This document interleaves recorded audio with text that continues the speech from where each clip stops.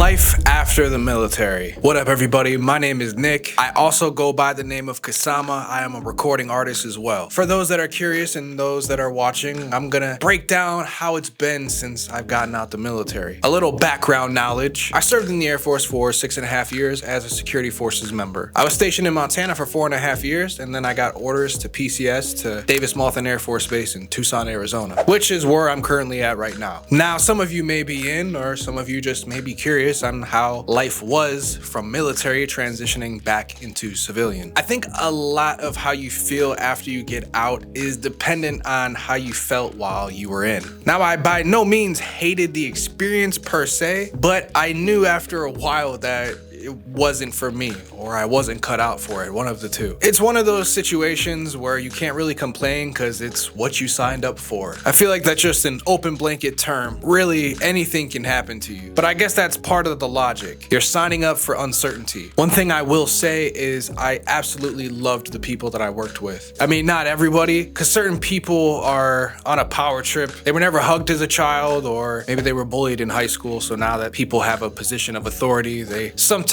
take advantage of that. In the end, the job at hand, specifically for me, which was security forces, it wasn't really up my alley. Security forces and my personality just, I don't know, it didn't work. I am grateful that I went through the experience because it made me so much more resilient. It made me so much more capable of dealing with bullshit. In a nutshell, after 6.5 years, I was burnt out. And to be honest, I would have been happy with just a regular chair force job. The comparison between how those people were treated and their schedule, comparatively speaking, to the security forces one was night and day, which is why I said maybe I just wasn't cut out for it. Soon after I got out, I worked at a dispensary for almost a year. Now that is an experience that I will never forget, and maybe I'll make a separate video on my experience as security at a dispensary. Right before 420, of course, they fired me, and like I said, that's a whole nother story. I do explain and go into detail on one of my TikToks, so maybe I'll post that in the description if you guys are curious to see how I got fired, or maybe I'll just make a full-length video. All right, so boom, I get fired from the dispensary, and pretty much now I'm just on TikTok. I have a bunch of free time. I'm not working a job, and I'm door dashing here and there. I respect people who door dash because that shit is just, it's not worth it. At least in my area. I mean, the shit that you would door dash for people, like $4 meals, and it blew my mind. Anyways, I have a lot of time, so I'm on TikTok. Now, I'm gonna be honest, I've never really known how to navigate social media, but it's always something that's intrigued me and interested me. Having an abundance of time allowed me to really just do my thing and experiment. I started to get on TikTok live, and it felt really awkward at first, and my mom was actually one of the people who,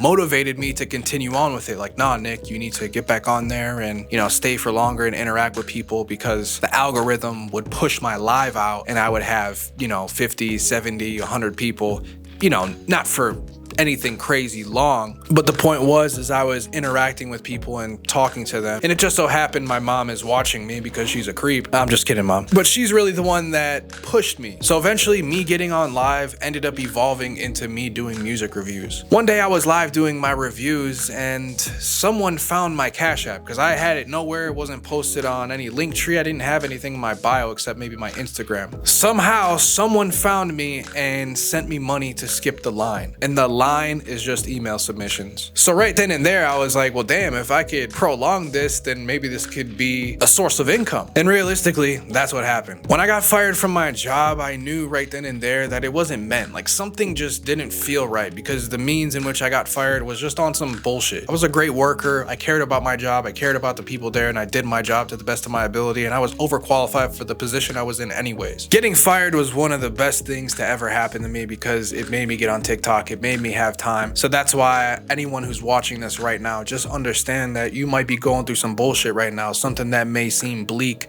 You might feel hopeless. You might feel miserable, but I'm here to tell you that everything happens for a reason. I know it's the corniest thing ever, and you've probably heard it 100 times, and it doesn't make you feel any better, but you're going through this situation for a reason, and it may be to your benefit. You never know if a situation is good or bad when you're experiencing it. You can only decide that after the fact. Life after the military has been really great. Another thing I want to mention is that I've gotten some of the best sleep of my life. My whole enlistment, or the last 4 years of it, felt like I really hadn't slept at all. So getting out, getting sleep back was just everything. And honestly, I think it really contributed to how my skin looks. Because before, my skin was not good. My skin was terrible. The stress really contributed to me breaking out. I'm not gonna lie, at first, it's an adjustment because you're so used to structure and you're so used to addressing people in a certain way. I also have to thank the military, regardless of how stressful it was, because it gave me a work ethic. I'm grateful to have been in, to have met the people that I met,